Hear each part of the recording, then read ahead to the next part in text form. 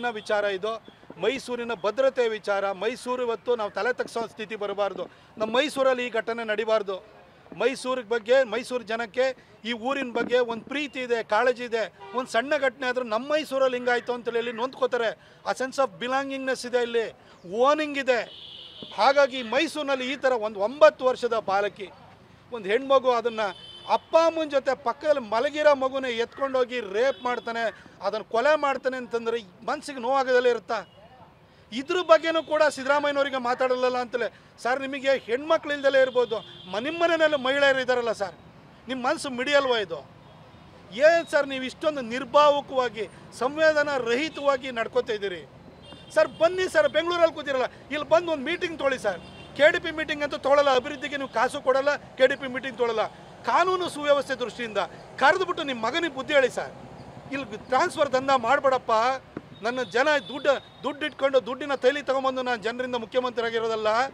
ದುಡ್ಡಿನ ತೈಲಿ ಇಲ್ದಲೇ ಜನ ನನ್ನನ್ನು ಗೆಲ್ಸಿದ್ರೆ ವಿಶ್ವಾಸ ಇಟ್ಟು ಅಂತ ಮಗನಿಗೂ ಹೇಳಿ.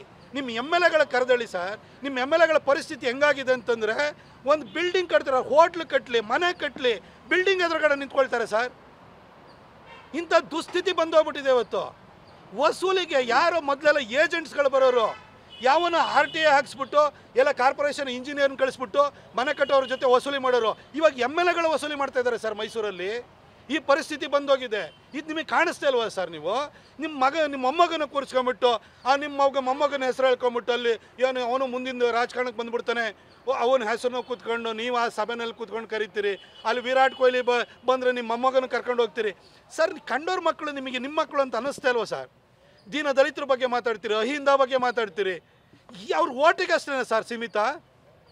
ಪ್ರಸಾದ್ ಸಾಹೇಬರು ತೀರ್ಕೊಂಡಾದ ನಂತರ ಇವತ್ತು ಮೈಸೂರಿನ ಜನರ ಪರವಾಗಿ ಅಥವಾ ಒಂದು ಪ್ರಜ್ಞಾವಂತಿಕೆ ಇಟ್ಕೊಂಡು ಮಾತಾಡುವಂಥ ಲೀಡರ್ಗಳೇ ಇಲ್ದಂಗೆ ಆಗೋಗ್ಬಿಟ್ಟಿದ್ದಾರೆ. ನೀವು ಕೂಡ ಎಗ್ಗಿಲ್ದಲೆ, ನೀವು ಕೂಡ ಲಂಗು ಲಗಾಮಿಲ್ದಲೆ ವರ್ತಿಸ್ತಾ ಇದ್ದೀರಿ. ನಿಮ್ದು 1 ಪಾಯಿಂಟ್ ಅಜೆಂಡಾ DKನ ತುಳಿಯೋದು, DKಗೆ ಏನಾದರೂ ಮಾಡಿ ನಿಮ್ಮ ಚೇರ್ನ ಎಳೆಯೋದು, ಇಷ್ಟು ಬಿಟ್ಟರೆ ಏನೂ ಇಲ್ಲ.